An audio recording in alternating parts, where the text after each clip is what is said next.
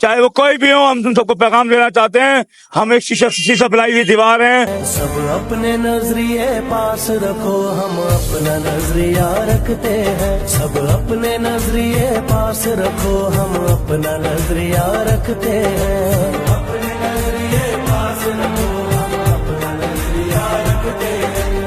अपने नजरिए पास रखो, हम अपना नजरिया रखते हैं। मैं अली हसन, आज हम भरपूर मुजाहरा कर रहे हैं। जो हमारे कोयटा के अंदर सानिया हुआ है, इसका हम भरपूर जवाब दे रहे हैं। हम अपनी फौज के साथ खड़े हैं, हम अपनी पाक फौज के संग खड़े हैं। हम दुश्मनों को, जो एजेंसियां हैं, दुश्मन एजेंसियां हैं, चाहे वो कोई भी हो, हम तुम सबको पैगाम देना चाहते हैं। हम एक शीशा पिलाई हुई दीवार हैं। हम अपनी फौज के संग खड़े हैं। हम अपने शोधा के मखरूज हैं। हम अपने पाक फौज के शोधा के मखरूज हैं, जो हमारे गाजी हैं, जो हमारे शहीद हैं। हम उन सबके मखरूज हैं। हम उन्हीं की बदौलत हमारी आवाम खड़ी है और हम उनके साथ खड़े हैं। हम सारी जिंदगी उनके साथ खड़े रहेंगे। पाक फौज जिंदाबाद, पाकिस्तान जिंदाबाद।